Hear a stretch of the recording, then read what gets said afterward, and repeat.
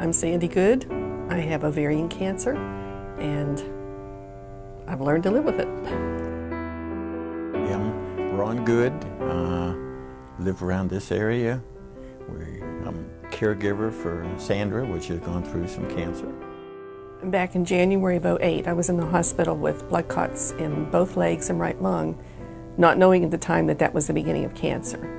And then in June of '08, I was diagnosed with advanced ovarian cancer, one day after our 35th wedding anniversary. I don't think anything prepares you to get that diagnosis. It's like you're somewhere else floating up in the air looking down, and you're looking at that poor person that's getting the diagnosis of cancer. But then God kicks in. Everything's fine. When they sent me to Dr. Hirsch, and he said, well, we can start chemo today. I said, well, what if I don't want it? Because all that I had heard were horrendous stories. You know, people just deathly sick and not eating for weeks and months at a time and going through such pain.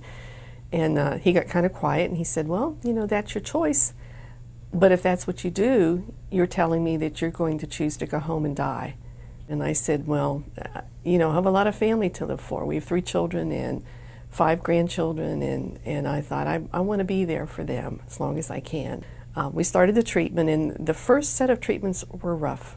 I lost 33 pounds. I had days where I was in agonizing pain and days I couldn't keep anything down. And but looking back, you know, it was worth it.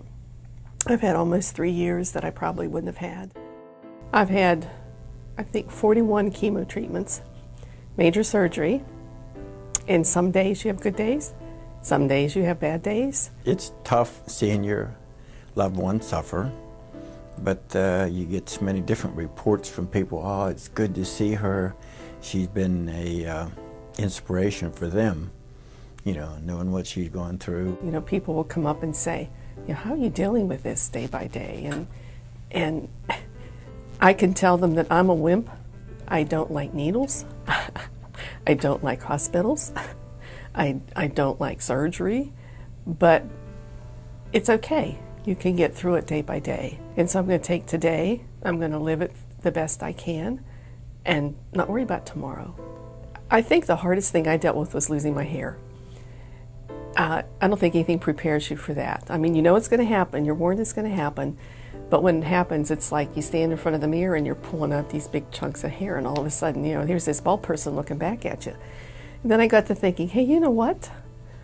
I don't have to worry when I shower about doing my hair. I don't have to set my hair. I don't have to worry. I can't have a bad hair day. You know, it's like, hey, this isn't so bad after all. So you have to learn to laugh. You can't take yourself too seriously, and you can't take the cancer too seriously. And he's my best sense of humor. And it's been, like you say, a challenge watching her go through it and seeing the pain. But again, the Lord's been good and been gracious, and He lets us get by day to day, and we can still do mostly what we want. We've got a couple trips this summer. We got a boy getting married in Wisconsin, so we're going to drive out there. I call him my angel, and he says, what, can you imagine the size of wings I'd need to be an angel to get up off the ground? But he has been there every step of the way. I honestly think it's harder for the caregiver than it is for the person that has the cancer. We deal with it on a daily basis, and they feel helpless because they see you hurting, they see you going through tough things, and they see the needles being stuck in, and it's like, you know, what can I do? Nothing. But be there. Helpless. Very helpless sometimes in what you want to do this and say, well, let's do this, but it can't be done. So you just sit there and twiddle your thumbs a little bit and pray, and hopefully that things work right away. I don't think anybody wants to hear cancer. Especially you don't want to hear that you're the one having cancer. But when you look back, it's not a death notice that I thought it was. It's a time of pain, it's a time of suffering, but it's also a time of drawing close to family, drawing close to friends, and drawing close to the Lord. when you look around and you see the skies and the clouds, everything looks better. The colors are deeper.